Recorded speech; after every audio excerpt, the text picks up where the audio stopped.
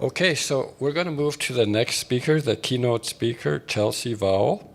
Again, you have your bio of Chelsea. I don't know if you've spoken Saskatoon before, Chelsea?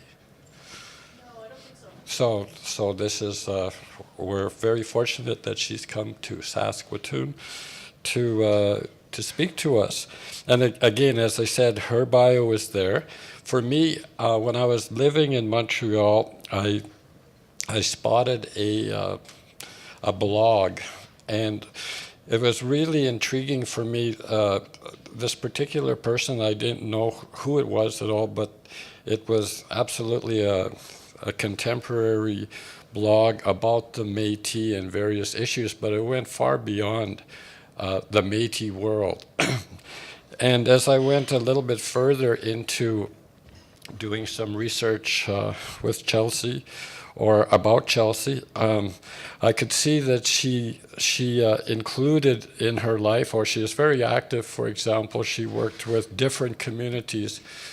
As mentioned, she worked with Inuit youth in Montreal, as well as was instrumental in setting up scholarships for Black students to take Native Studies at the University of Alberta, all the while making scholarships available for Métis students and Indigenous opportunities for young and old alike. So while I was going through the blog, I was kind of getting dizzy with all of the different issues that were coming up, and I'm sure you've responded to many requests for, well, once you get that blog going, it's like I can imagine. Personally, I haven't done it, but I commend you for being that communication source. So truly somebody who works with the contemporary social media and has traveled, and now has returned to Edmonton to her roots, Lac St. Anne, Montu, Sagaigan. And we're just happy that she was available and generously was giving her time to come and speak to you today. So let's welcome to Saskatoon, Chelsea Vowel.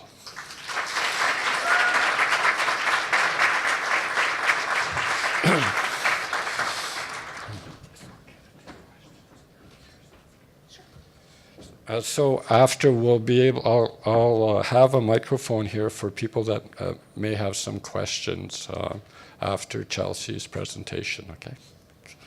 Awesome, thank you. Oh, it's good, because I'm short. I'm usually always like... Tansin nitutemtik, Chelsea Vowel nitsigaston, mantu sagaignik nitotsin, maga niwigin amaswatsi wasgaignik uta anuts. Ewa nigotwasik nitotansin, pitagosisan squeo mania, po pemsu squeo mania. Ewa apsis nehiwewan, ni nehiwan. Maga ni pikswan michif, ni pikswan English, Francais, Espanol, nehiwewan, maga moya michif. So, 6 daughters, that's what you really need to know from that. I am consistently sleep deprived, always in the thick of the drama. 2 of my daughters are 16 now, and my youngest is 9 months old, so running the gamut there. So I was asked for a title for my talk, which always makes me a little bit squirrely, because we come from an oral culture, I say. I don't want to write anything down. And really, when I come and do my talks, I think of it more as a conversation. I like to listen to what people are saying, and I like to respond. But I think I can do that within the title of this talk, which is Stories That Reveal, Stories That Conceal, Pushing Back Against Settler Myth-Making. Nice title, eh? But I'm going to kind of go all over the place with this. So I come from Mantusagayan, Lac St. Anne, and it's only about 70 kilometers west of Edmonton. But Edmonton, for me, just fairly recently, has felt like an alien space. It was so far away. I'm going to date myself a little bit here, because when I was a kid, Edmonton was a place that we went maybe once a month in the winter, sometimes once every couple months when we got snowed in. So going to the big city was a big deal, you know, and we go and we do our grocery shopping, we'd get everything for that month and you know, go and visit, you know, a few people and then pop out. So Edmonton, you know, it's where I live now, and I've discovered it is part of our territory. You know, our people travel between Lac Saint-Anne, St. Paul de Matey, St. Albert de Matey, Edmonton, all over the place. But for me as a kid, we didn't travel very much, and so it was really far away. So when people identify me as being from Edmonton, I'm like, whoa. I still only know parts of that city. And I tell you that because one thing that I've discovered about being Métis is that our stories, our locations, our histories are very, very specific to where we come from. So I meet Métis from, you know, places in Saskatchewan and Manitoba. They talk differently, they have different history, they have different stories, but ultimately we share certain things, right? And that's what it means to be a people, is we're not all homogenous, we're not all the same. You know, it's not just about the Sash and the Fiddle and the Red River carts. That's not what defines us. It's not even that we have to come from a very specific place. All of us have to have those same experiences. It's all about Louie Riel, and my community didn't support Louie Riel very much. So, you know, we don't even have to agree. But that kinship that we share, that history and the way that we're connected and understanding the ways that we're connected, that's what makes us a people. And kinship, let's not romanticize it. You don't always get along with your family, right? Sometimes it's a little strained, but you're still family. And so that idea, that wakutoin that we live, you know, regardless of where we are, is really what brings us together as a people. And this often gets overlooked because we're so intensely monitored, and the way that we are identified often comes from outside of us, and we're pushing back against that, right? So I think about a recent case, you know, it's not that recent, but it's recent enough, up in the settlements in Alberta, right? So we had people there who were Cree and Métis, like one parent Cree, one parent Métis. And the Cunningham decision said you can't be both. You got to choose one side or the other.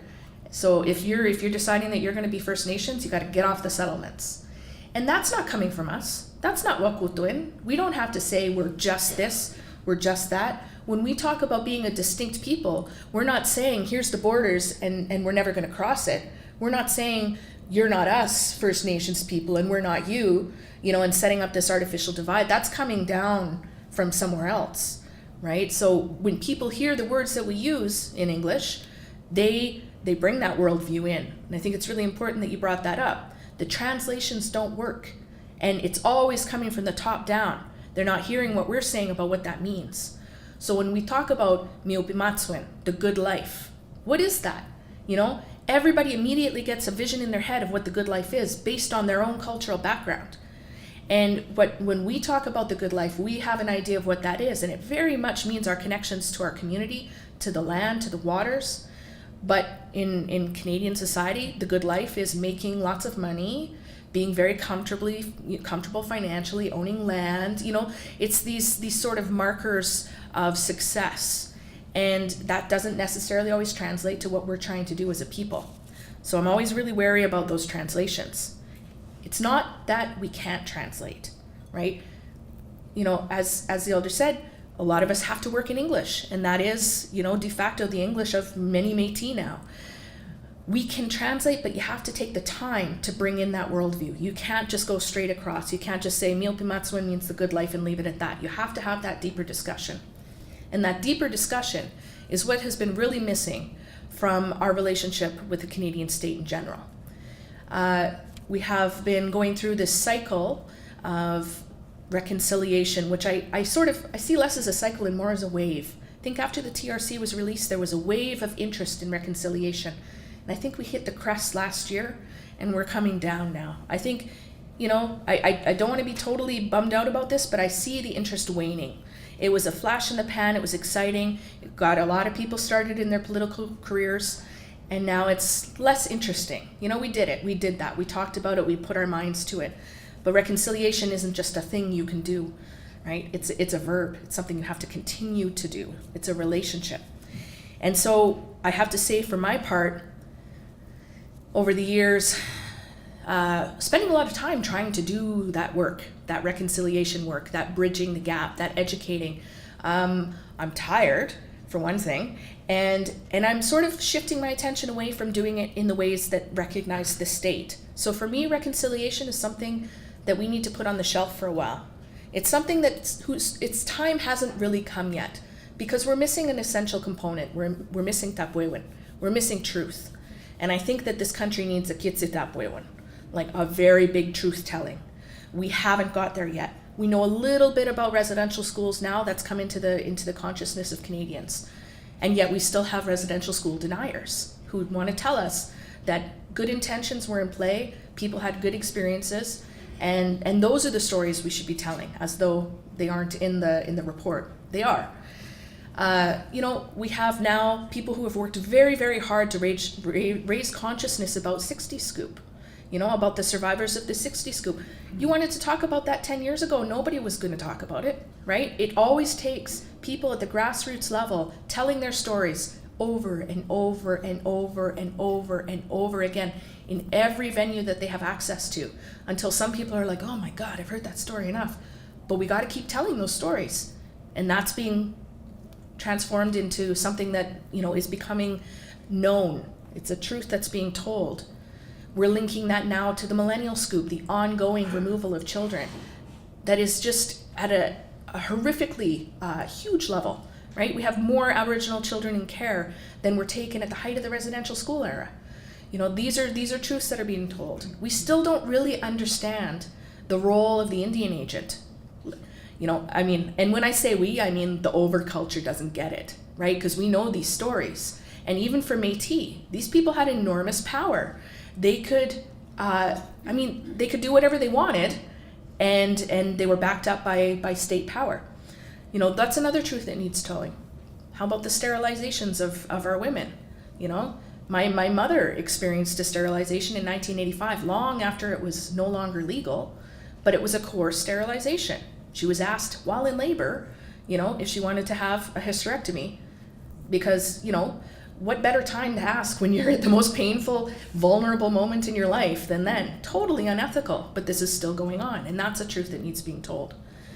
Now, I've said a lot of negative things, but other truths that need being told are the strength and resilience of our people in the face of all of these fractures. Yes, we've experienced, very intentional, very cruel displacements and ruptures from our communities and from our cultures. It has had a definite impact, and yet, as has been said before, it's still here. We're still talking about it. We're still doing the most that we can, each one of us, to bring it forward and to bring that to our people. So, we were always supposed to disappear. Ours is the apocalypse. We're the ones who are, post-apocalyptic ever since we've been pushed out of our territories, and they told us we would assimilate. Well, we haven't, so maybe let's give up on that. Let's just accept that we're here and we're here to stay. So I think a lot about who we were and who we are now, because often when we have discussions about the Métis, especially in educational contexts, we try to root that in history, but too often we get lost in the history. We forget about what happened since the 19th century, right? There's not very much scholarship or public discussion about what happened in the post-war period. What were Métis people doing then? If you're lucky enough to hear some of these stories about the organizing that went on, people like Jim Brady, or people who went around and visited each other and had tea and talked about big ideas. What is our future going to look like? And did that relationship building. That's not the stuff that makes it into history books. In fact, sometimes we're not there at all. When my kids were going to school in Montreal, I remember looking through a grade 5 textbook at that time, because it was covering a period of time from the 1700s up until the early 1900s. I thought, oh wow, we're going to be really in there. And I looked and I flipped through, and the only native stuff I saw was an unexplained totem pole. There was just a picture of it, and it's a totem pole. And there was nothing, no discussion about what that was. And there was one brief paragraph about Louis Riel, the Frenchman. And it was very much about Quebec claiming Louis Riel, right? As a French person who was persecuted. And I thought, wow, that's what my kids are learning about in school. You know, how is that any better than what I learned in school, where we weren't there? Or any better than what my mom learned in school? We weren't there. So we still have a long way to go. Those stories obviously need to be integrated, but they can't just be based on what happened, you know, in the 1800s. We need to see Métis people living continuously throughout, you know, up to the present and into the future. And that's what I really want to think about a lot more now.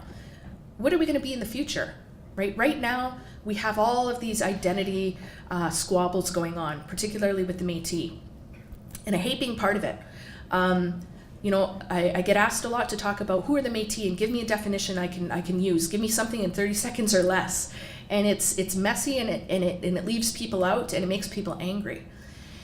And what I want to think about is not why do we have to defend our identity so much and decide and really delineate and say this is us, because we're being told we have to do that if we want to negotiate, if we want to you know, exercise our rights. Well, we don't have to do that. We can just go ahead and be sovereign peoples and do our own things. And when we take our language and we say we're going to spread this, and when we live that culture, that's what we're doing. We're sovereign peoples.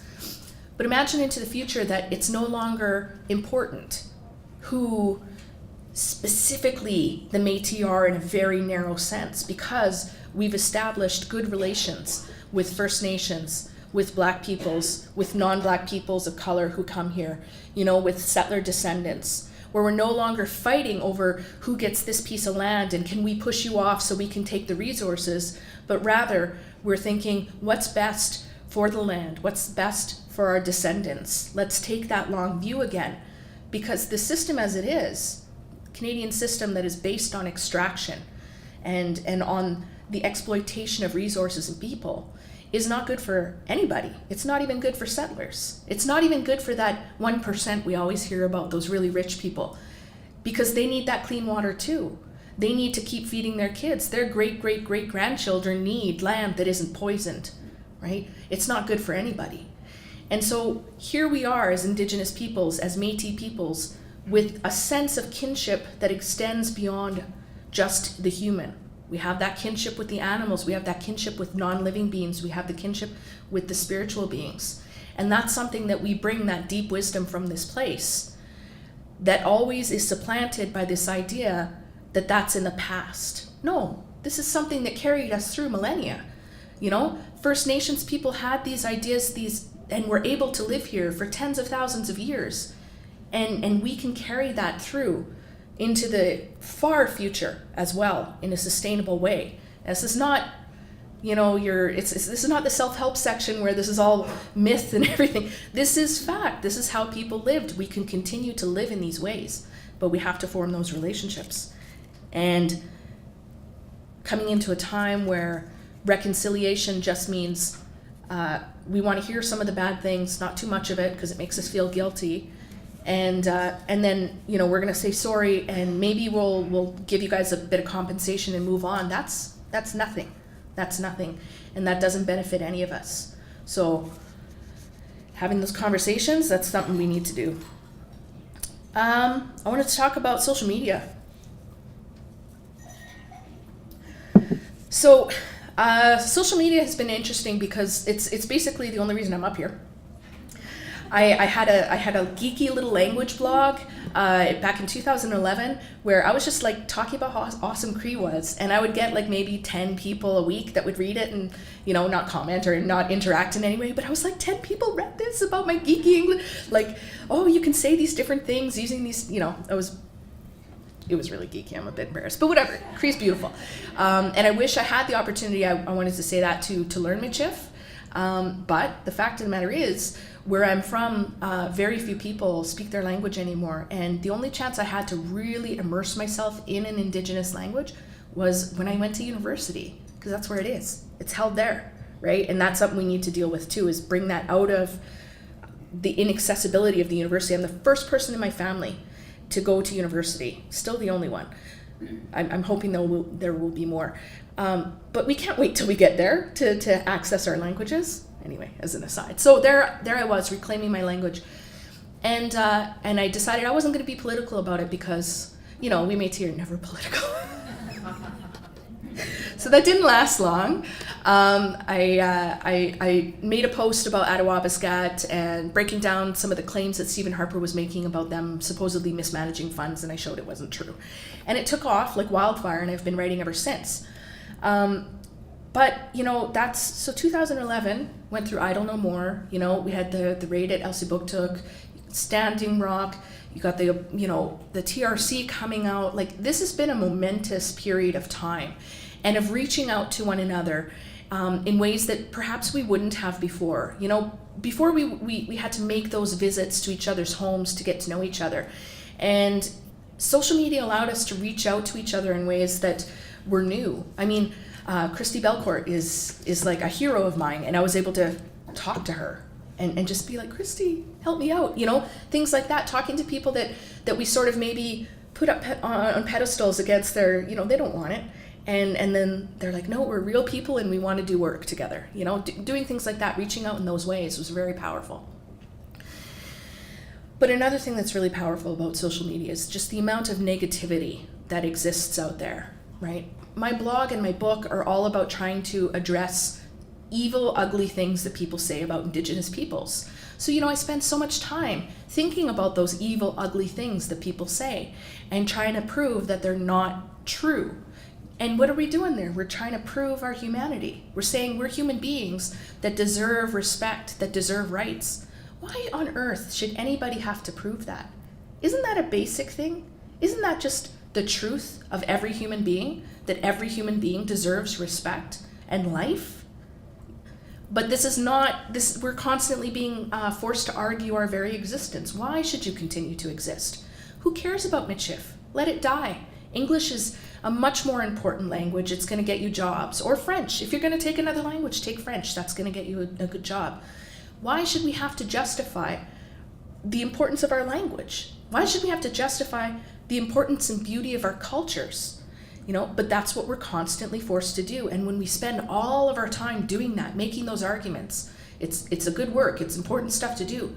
But what are we not doing, right? When we're always focused on trying to get recognition from the state and recognition from, settler descendants, are we out there making relationships with one another? Are we building? Do we have any time left or any energy or any love in our hearts to do that learning, to take our own language and say, 2 hours a day. I'm going to spend 2 hours every single day learning my language.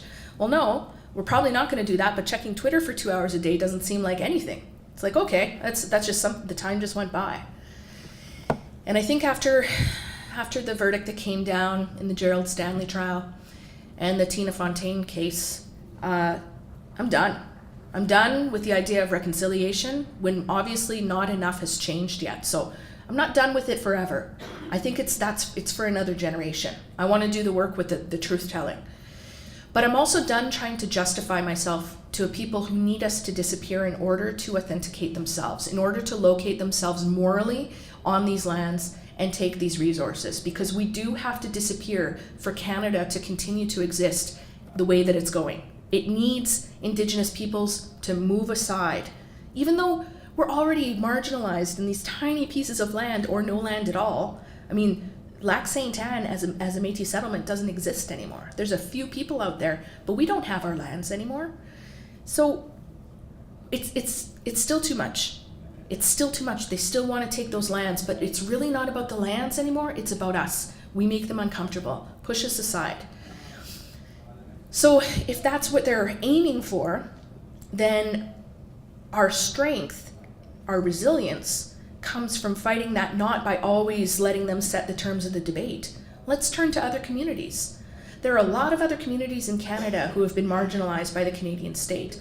I'm just learning now about Black communities that existed in Alberta. I had no idea. I had no idea that there were all Black communities in Alberta that set up, that had relationships with local Indigenous peoples and then were pushed out, right? That history was missing from the textbooks too. It's only until you sit down and you talk to people, they're like, right, I remember that family. I wonder what happened to them. They were great. They used to come hunting with us. You know, those stories are important because it works against the narrative that when settlers arrived here, it was just this great, open, pristine environment where Indigenous peoples were part of nature, and we never like did anything to it. We just kind of like tra-la-la'd along, right? Like, our kokums and our mushims were out there, you know, gathering medicines from the same place every year. We still do it. We still have to sneak onto land sometimes and go do it when the farmer won't let us. But in doing that and doing that picking, right, we make sure that the plant continues to survive. We don't take it all, right? We make sure that it's going to be there for next year. That might not be farming in the Anglo sense where you have to have these little plots of land, but it's certainly management. What about the grass fires that were set, right? Some plants and animals need grass fires, regular grass fires, in order to continue their biological cycles, right? And we were part of that as well. Think about on the West Coast, culturally modified trees, for example. You have West Coast peoples who were building huge longhouses out of cedar planks that they would cut out of living trees, and those trees are still living. You can see the scar, but the tree is still alive. That's a management, right? And that's a respectful relationship with the environment. And we can continue to do those things. We can continue to learn those things. So why focus all our time and energy on just defending our humanity? I want to turn instead and look at those Black communities, at newcomers who come here and in very short period of time become inculcated with the prejudices of the overculture. I remember taking a cab one time to an airport and had a guy there from India, and he was here maybe 6 months, and he was like, you know, you guys, you get so much money. You get money free every month, and you're always complaining. I don't understand this. You guys are asking for more for these residential schools. What was that about? You know, like they set up schools for you. So what? It's free, right? And you know, we had 10 minutes on that cab ride. And I explained to him a little bit about the residential schools. And he went from, why are you guys always asking for money, to, why aren't you guys arming yourselves and rising up against the government? I can't believe this. I came to this country because I was told it was a place where human rights were respected, that I would have more freedom here than in my country. And I hear this? Canada is shit, he says. 10 minutes. But how long did it take him to get those ideas into his head? Where did they come from? You know, it's not like they bring newcomers in and they have a session where they're like, learn how to be prejudiced against Indigenous peoples. It's not that overt, right? But it comes in so many ways, in the media, the way that we're always talked about, you know, the way that conversations happen that you might listen to. That's how it happens. So I think it's really important that we talk to those people, you know, get to them first. But not even, eh? But listen, we talk about territorial acknowledgements a lot. It's a thing that's spread like wildfire. And it's interesting because I remember when it was very rare and it was shocking and it made people super uncomfortable to do those territorial acknowledgements. And now it's becoming fairly commonplace in certain situations, institutions, gatherings like this, you know, at universities. And it tends to be more of an urban phenomena, I notice, you know, where it's not happening. They didn't say a territorial acknowledgement when they were trying Gerald Stanley. It doesn't happen in those rural county offices before they start a meeting and decide how they're going to divide up the properties and whether or not they're going to allow a gravel pit next to Lac St. Anne. They don't do territorial acknowledgements there. But the bulk of the land that exists in Canada is outside of the urban south, right? You just go forward, go up north, that's where the land is, and that's where those things aren't happening. So I tell you that because I want to say that territorial acknowledgements are not a bad thing. They need to spread and make people uncomfortable and aware. But in the spaces where they no longer make people uncomfortable, where they've become rote, where we just say them as sort of like a little incantation before a meeting opens about, you know, oil executives wanting to give bursaries to Indigenous students. Like, talk about some contradictions there. In those situations where it's no longer making people think, then we have to extend beyond the acknowledgement and think about what does it mean to be a host. If you're welcoming somebody into your territory, because they'll ask somebody to do it who is from the territory, welcoming people, what are your roles and responsibilities as a host? And more importantly, what are the roles and responsibilities of the people who are in your territory? Be they guests, right? Because you invite guests. Guests don't invite themselves, be they guests or perhaps unwanted visitors. You have to navigate those relationships. So if we're talking about sovereignty and peoplehood, we all also have to understand that means that we have responsibilities. And whether or not that means we think about what does it mean to invite refugees into our territory? Or what responsibilities do we have to those people who are coming here because colonialism that Canada is involved in is displacing them from their home territories? Do we have a responsibility to those displaced peoples? And how would we exercise our sovereignty and our wakutuin towards them? How would we welcome them in? And it can start in little ways. I think about my neighborhood in Alberta Avenue in Edmonton. It's a very Indigenous and Somali neighborhood. We have a lot of Somali people. And it is one of the most heavily policed neighborhoods in Edmonton. There's cop cars there all the time. There's a helicopter that flies over quite often, 3-4 times a week. It's really loud, looking, what are those dark people doing? And so what's happened is that youth, visibly Native youth, have gotten together with Somali youth and said, how do we deal with this? We're getting stopped and carded all the time. I was riding my bike down the avenue, going to visit my friend. I got stopped because I had a light that was out, or I didn't have a reflector, and the guy stopped me because he thought that my bike looked too expensive for me. This is a real case, that just happened. The Edmonton police cleared this guy. They said yes, the stop was bad because he seized the bike, right, and kept it from that kid, but it wasn't a racial stop. No. He didn't look at that visibly Native kid and say, that visibly Native kid can't afford a bike. No, that would never happen in a post-racial society. So those connections are starting to be made. And I think they're really, really important because we spend a lot of time thinking about whiteness and the Canadian state and where do we fit and will they respect us. But we can do better. We can continue to exercise our peoplehood. We can spread our language. We can talk to people who are coming here. We can be a global people who say, welcome to these lands and let's have a relationship. And I'd like to leave you with that because I want to hear what you guys have to say. Okay,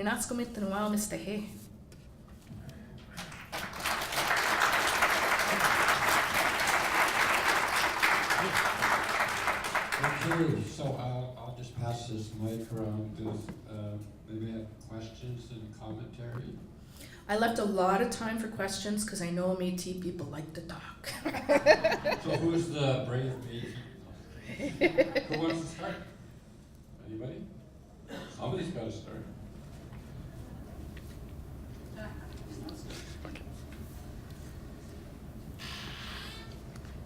Thanks very much, Chelsea. Great job and a profound speech that you gave this morning. My question is around what you're going to be, how are you going to focus on things other than what people consider reconciliation actions? I'd like to know what you're going to do because you've got great ideas. Right. So it'd been mentioned that I was trying to set up a scholarship. So this is one of the things I'm trying to do is I finally got to be in Native Studies. Let me just preface with that. I'm doing my graduate degree. I have a Bachelor of Education from the University of Alberta, Bachelor of Law from the University of Alberta. Kind of see a pattern here. I'm still at the University of Alberta. And I just want to point out that is seen as a bad thing, by the way. In university culture, you're supposed to go here and there and everywhere. But we like to stay in our territory because that's where our family and our support system is. And there's no way that I would have made it through university without that support system.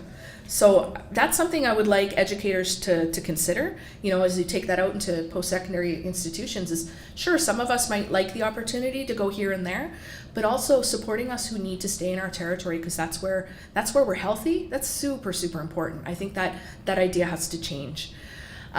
So Native Studies tends to be a place where it's white settler peoples and Indigenous peoples. And I think when people think about Native Studies, they're like, oh, it's Native stuff, so that probably doesn't apply to me, And Native Studies is an interesting space because it does a lot. Chris Anderson, our dean, likes to explain it like this. He says a lot of faculties do a lot of work to break things down and to show you how simple it is, right? But Native Studies does the opposite. We like to break things down to show you how complicated and how complex it is, right? What you thought you knew is not what you know. There's a lot more going on there. And so it's really a space that I think can be important for other peoples to come into. And so I said, well, what's a good way to encourage people to come into Native Studies? Let's make sure they have some money, because students are always, undergrad students, you know, eating that ramen day in, day out, they need some money.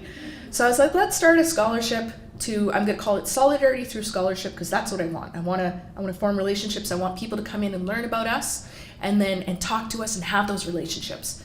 And you know, I'm getting so much pushback because, as I was told, there's no definition of black, right? There's no definition of black, but there's so intensely defined terms for Aboriginal people, right? I was kind of like, well, look, we're the most defined people on earth. So, you know, they're struggling with that. But it's going to happen anyway. I'm pushing for it. And I'm hoping that that's going to bring more people into Native Studies and realize that, like, this is stuff that they can learn about the territories that they're on, and also locate themselves and also become, you know, part of something more than what the Canadian state has given us in terms of identity, right? Other things that I'm doing, bowing out of social media. As I was talking about how I do it so much, I quit social media until after my thesis at least, and I swear to God I had a physical withdrawal where I would just had this headache and this tension for like 2 days, and I thought I was gonna die. Maybe I was just sick, but I'm telling you. So all of a sudden I have all this time again, and what I want to work on in my thesis is actually I'm gonna write some speculative fiction, placing Matey into the near and far future, because we never get to do that. We always have to respond to the emergency of the now. We only have this many speakers left. There's a crisis in this community. These people, you know, there's this going on, and we're just responding, and then we're exhausted. And we need space and time to think about ourselves into the future. And without giving everybody the 12-point plan, because this is what I always get asked. So if you're going to ask this, don't. What's the plan? How are you going to get to decolonization? I need the steps, you know? And the thing is I can't give you every step-by-step piece and then have you say, well, I'm going to evaluate that, and then I'm going to decide if I'm going to support you, right? Just support us. Believe that we can do it, right? So we need to skip all that and imagine what we could be in a decolonized future. What would that look like for Métis peoples? And I think that's a beautiful thing, because if we don't have to always just be reacting to the now, and we don't have to provide the perfect plan to get there, because there's never a perfect plan. We'll never get, it's a setup, right? If we can imagine where we want to be, then we can bring ourselves there. We'll make it happen. And that's the work that I want to do.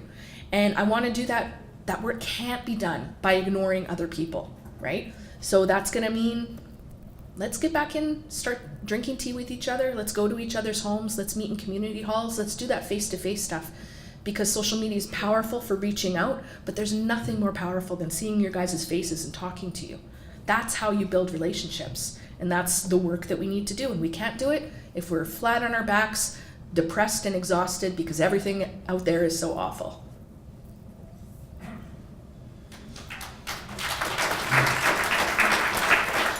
Okay, that's a good point. Visiting, Maria Campbell talks about the fact that we don't visit anymore, so we need to do more of that. Or phone call. I don't know about you guys, but I hate talking on the phone, and I you know, Maria doesn't like to text. She wants you to call her, and it's like, oh, yeah. So start brewing a cup of tea and invite people over, and not unannounced. So we need more questions. It's either that or I'm going to make you all jig for half an hour. What do you think about the plan for some school boards to amalgamate Indigenous studies and history together? Oh, I hadn't heard that, because I know there's a lot going across the country right now. That's an interesting, where does that put us, right? That puts us in history. We were, are we anymore? I think it's an interesting way that we're always framed as being historic, being in the past, and I think it can be done well, but I think framing it that way from the offset sets it up so that people don't have to think about us now. you know, and so I'd be a bit wary of that, only because I gotta say, I don't think Canadian education system has had a good track record. Got beautiful, I love teachers more than anyone, I'm a teacher, but you can only do so much when you're shoved into this box and told this is what you have to do. So I'd be a little worried about that.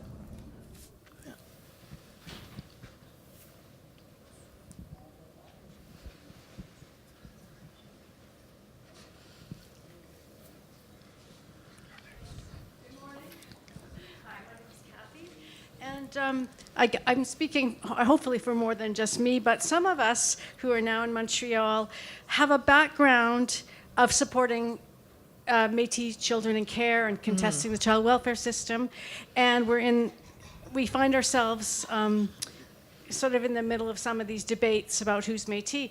And so what we see a lot is a binary, the sort of political definition, which is smaller, of who's Métis and where are they connected to, and then the children that we see who've lost all the connections to their family and culture. And I don't like victim blaming, I don't think it's their fault, but I think in this debate there must be a multitude of perspectives, and so I just want to borrow some of your analysis to show that there's not just two perspectives on who are the Métis, but how do we make that more rich, Right. so we can engage, and so it's just not a fight with two people in the ring, you know what I mean? Two sides. It does become difficult when we define ourselves by our communities, right? But what if you don't know where your community is? We define ourselves by our kinship systems, but what if those have been fractured and you can't find it, right? It's a really serious issue. Part of the problem, I think, is that situation gets used as what I called a smokescreen a lot for some of these groups that are now calling themselves Métis. And the thing is I hate these identity arguments. I think they're really harmful. But I think it's also really important to kind of be aware of what's going on, because there are people now who 10 years ago were avowed white supremacists, you know, who were fighting local First Nations when they were trying to assert their rights, who have decided now to take on a Métis identity, to self-indigenize. And one of the ways that they deflect away from the harm that they're doing in our name, and this is why I have to deal with it sometimes, is because these people are calling themselves Métis and they're causing harm to First Nations in our name. As Métis people, we have a responsibility to sort of deal with that, whether we want it or not. So if these people are using disconnected folks as a smokescreen, saying, well, you know, if you don't accept us, do you accept these people who are disconnected? Like, probably not. You don't like them, you'll throw them away too, right? And it's a really evil thing to do, because, you know, this is something this is not new for us, like these fractures and these disconnections. A lot of our elders went through these fractures and disconnections and did the work to reconnect. And again, I'm going back to that idea that kinship, don't romanticize it. Family's not always great. Sometimes your own people are not going to be super accepting of you, but you still have to do the work to reconnect in good ways, right? And I think what we're missing is not the understanding that you have to do that work, but sort of some of the guidance. How are we reaching out to those people and bringing them in?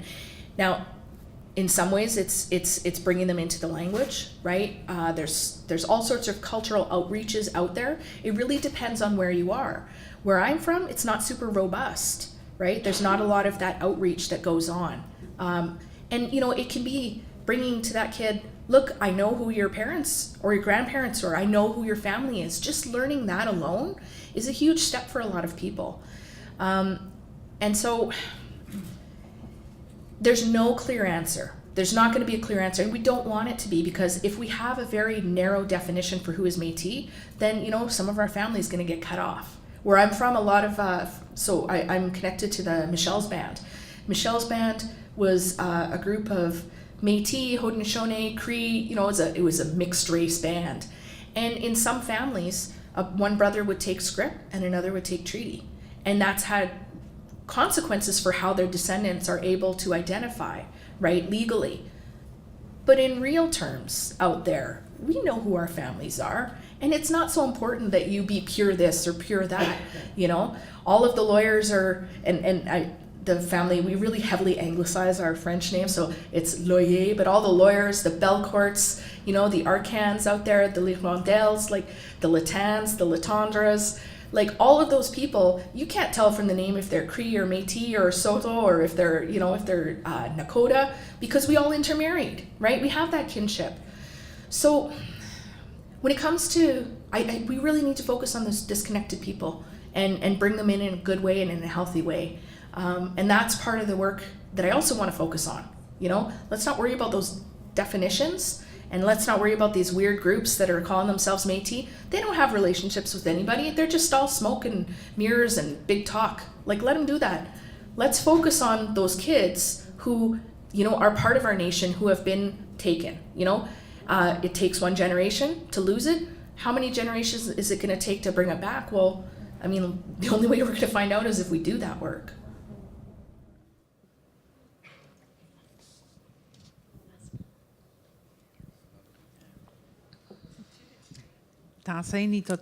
Yay, good to see you, Vicky. So I guess first off, I just want to say how great it is to be here and to hear you speaking. And Chelsea was my language teacher in Montreal. We had a group together, and you've just been so key in a part of my healing journey. And so I want to really acknowledge that. And it's so wonderful to be here and to hear you. And we'll get time to reconnect. Yes. So I'm going to kick it up a little bit because we're also working on research back east with the Quebec Métis, small m, capital M. And, but really reaching out to youth, but also to elders to get the stories, to collect the stories. And I want you to just share a bit of your perspective on that. We have that other divide as well of the East and the West. Although I'm here in Treaty 6, which is where my mother and grandmother, they headed out west and hid themselves, right? Grandma still spoke language, and Grandpa had said to her, now you stop it. And so I'm an adoptee from the 60s as well. So my whole journey has been about digging and reconnecting. And as I'm saying this, I can feel my feet just kind of like locking down. But I think because of that disconnection as an adoptee as well in the digging, it's such an honor to be doing that work with the youth back east as well. And I've just heard rumblings of things of, you know, maybe you're allying with this whole divided thing, and I beg to differ with that because I know who you are. Yeah. It's because it's again, it's taking what seems simple and breaking and showing how complex it is, right? And the thing with discussing identity is it touches the core of who you are as a person. So it's always personal, even when you don't want it to be, right? So, I mean, my thing is really, when it comes to who's Métis, you know, part of the problem is that the way that we've been categorized over the years has changed, right? Canada has a history of racialization that's not always based on fixed notions of race. So the Métis in particular have been categorized as, you know, either living an Indian lifestyle and being more Indian, or living a European lifestyle and being more European, you know, many times throughout history. And sometimes the same family gets seen, you know, different ways. And it's based more on perceptions of our culture, right? Are these Métis people Roman Catholic? Well, maybe they're a bit more white. Are these Métis industrious in these particular ways, right? You look at the history and how they talked about what we did with our time and stuff, and saying, well, this is more of a white way of being. This is more of an Indian way of being. And of course, when categorizing people as Indians, it's always negative, right? It's always like they're lazy, they're non-productive, like it's this binary, right? But never were they really seeing us as who we were. It was always just like we're a mixture, we're these two things, right, that aren't very blended. And I think sometimes we take on that talk ourselves, a little bit. But understanding who we are, and again, asserting ourselves as a distinct people doesn't mean we're this narrow field of people and we're nothing alike, we have nothing in common with these other peoples. So I talked about the intermarriage, the ways that many of us come from lots of different family lines. So how do you identify as Métis if some of your relatives are Saulteaux, or some of your relatives are Cree, or you've got Nakota, in your family, or maybe Dene even. Why do you decide to identify as Métis and not these other peoples? Well, it's totally going to depend on your circumstance and your specific history. Did you grow up Métis? Like, is your family Métis? Like, did you grow up in that community where that culture and that shared sense of being existed, right? And it doesn't mean you don't have relationships outside of that. So what happens when you don't grow up that way, but you come from people who did, right? How do you claim that, right? Maybe they're not there anymore to ask either. So you have a wider community of kin to go to ask about these things. And it's always a decision. It's always a decision of how you live, because any one of us at any moment can say, I'm not Métis anymore. I'm not gonna care about this. I'm not gonna Michif, whatever. People, whatever. My family, whatever. You could just you can disrupt yourself too and just say, I'm not that anymore. I don't want to be that, right? So being a person means constantly reinventing yourself, growing throughout your youth, when you think you know everything as a teenager, to when you're in your 20s and you know everything again, and you get into your 30s and 40s and you realize you don't know anything. You're constantly reinventing yourself, and you're doing that in relationship with other people. So I'm trying to avoid the question you asked me, because I do get cast as a gatekeeper often, and I don't want that role. I think part of it is many people have come to me with their family history and they want me to say, yes, you're Métis. That's not for me to say. But when I don't say it, when I don't say, yes, you're Métis, they think I'm saying, no, you're not. That's not what I'm saying. It's not up to me. We don't have a register who's going to tell who's Métis and not. This is an evolving relationship. This is an evolving peoplehood that it's going to take all of us. So if you want to be Métis, come live as Métis. Come with us. Don't form your own little notion of what you think Métis is and enact it and say, that's me. No, we're real people who live in the now. So come and be with us. And that's what I talked about with my idea for the future. This only matters because people think that Indigenous identity is going to get them something, a claim to the land and resources to give them legitimacy.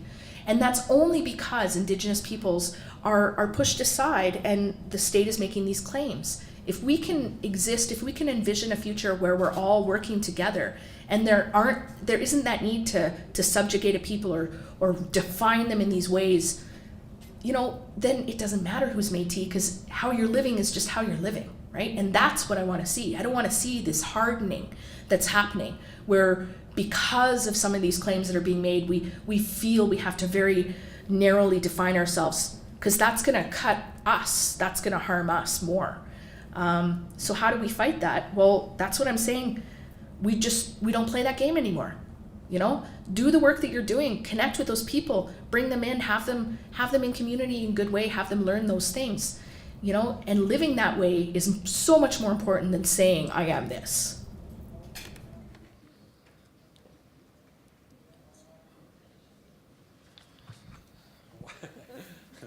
Dig me out.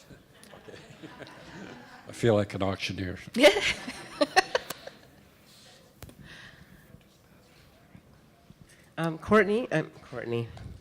Chelsea. Yeah. I was just thinking of this lady I know that writes like you. Oh, yeah. I had an opportunity to be able to read your book this past week, and when you were speaking a little bit about self-identifying and the understanding of being Métis, and just saying now that people think that they want to be Indigenous because they're going to gain something from it. And I was wondering what your perception is or what your perspective is with regards to a discourse, if you might want to call it that. A discourse beyond white privilege. Is there a discourse beyond this idea of a dominant society privilege or a white privilege that actually names us a discourse for being proud of who we are? And helping others understand that in recognizing who we are, our origin of center, and that we may be non-Indigenous, we may have all these abilities and privileges in society that was afforded to us. But at the same time, if you flip the coin, do we have those privileges of indigenization and indigenizing ourselves to say, okay, I'm stopping this now, and I'm going to recognize that we are a very, very proud people. We want to be here, we want to be seen as who we are, and all the things that we've done in our lives that matter, so that people recognize that we're not always trying to fight to be someone, but we actually are who we are. Do you have a perspective on that? Oh, that's let me see. Could you reframe that? Can you? Would you see that there may be a discourse in understanding who we are as Métis? So if I'm right about what you're saying here, is that often when we talk about who we are in sort of in opposition to. Yes. Yeah. Absolutely. Yeah. Well, part of that is, I think it really is important to name, white privilege, white supremacy, and understand how those structures work. But we can't live our life just worrying about that. We're definitely not at a place in Canada where those things are being said. Like, honestly, I didn't even use the term white. Like, I talk about that in the book. It's something that I'm new to, because every time I said white person, people were like, ugh. And I'm like, look, the rest of us all have to have these terms applied to us. Like, you don't get to be the ones who get left out. Like, when we talk about, you're just the ones who are never named, like Voldemort or something, right? If there are all these classifications, then, sometimes it's useful to point out the ways in which our experiences differ because systems make those experiences different. So I envision we talk about it in this way, we understand what it is and we see it, but then we don't spend so much time either trying to play respectability politics where we want to be seen as legitimate by being more like this, right?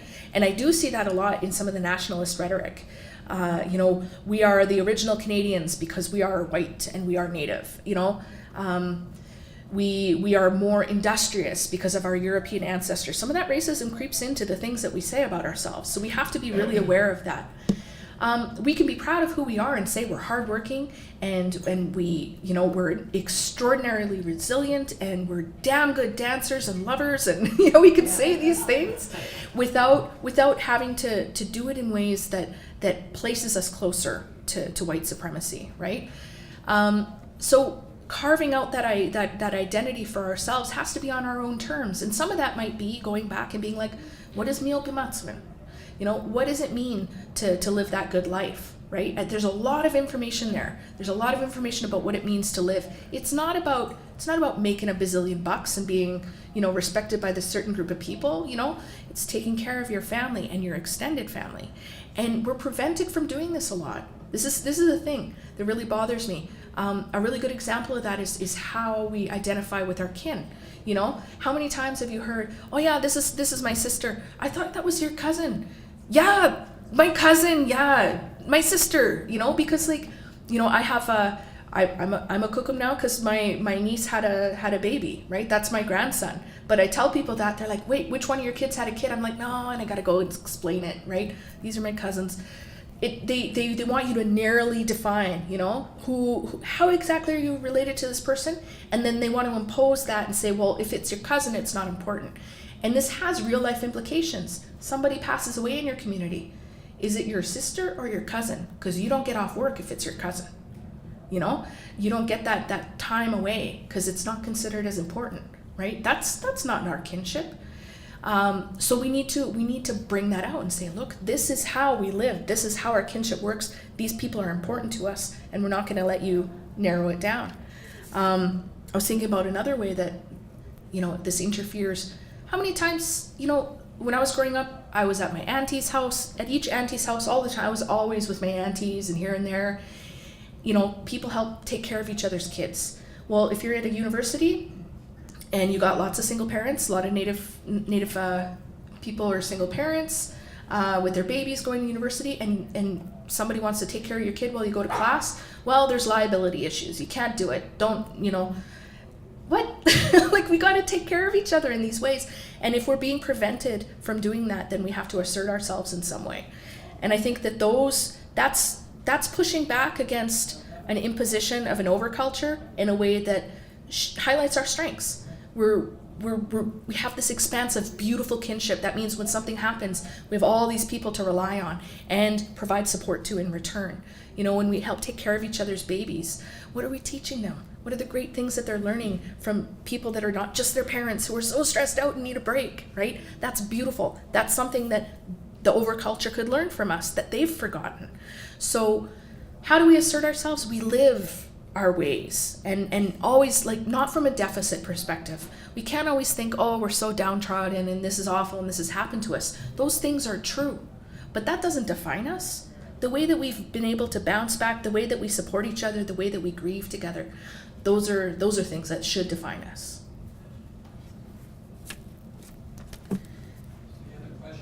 There's time for one more.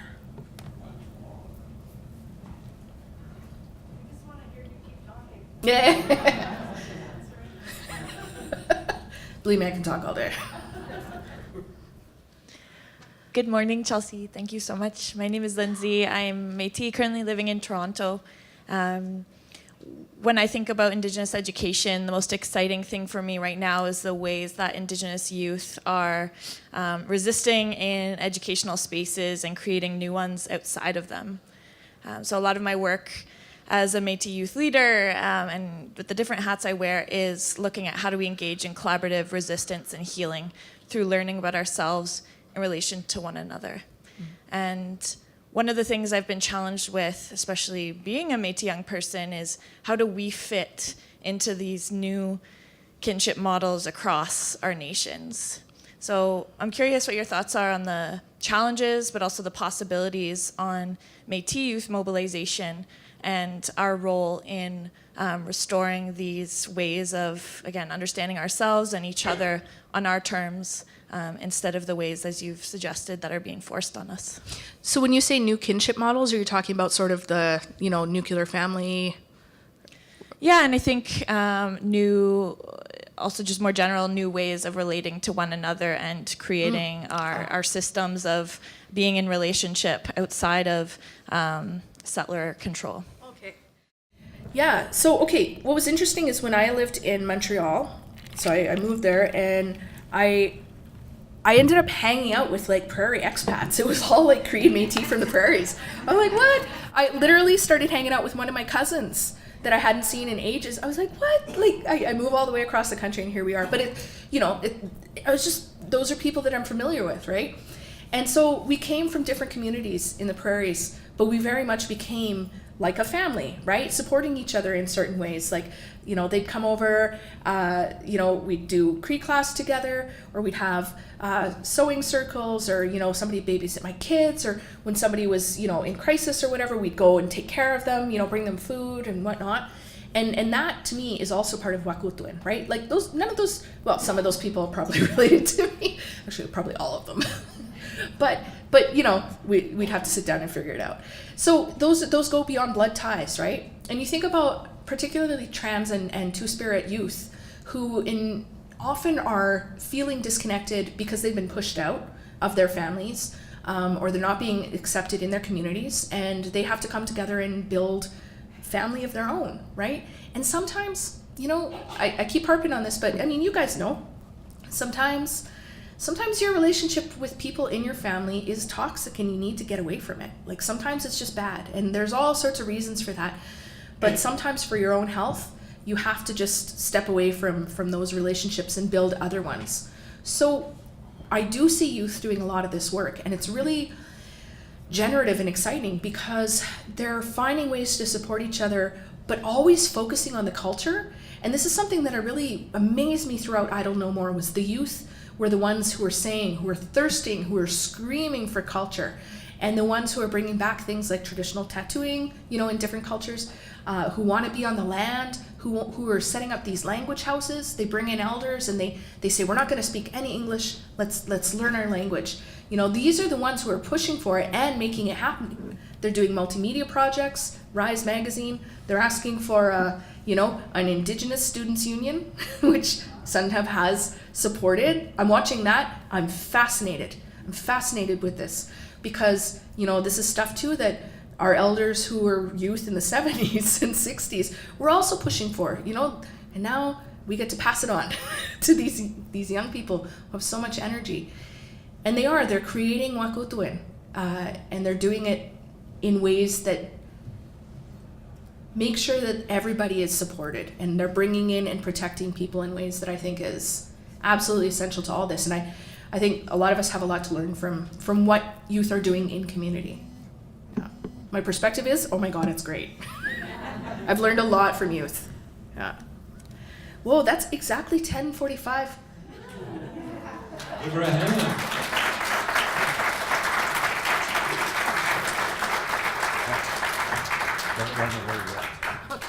Okay, I'd like to call up Sheila Pocha, who has a gift for Chelsea from Suntep, Saskatoon, and Think Indigenous.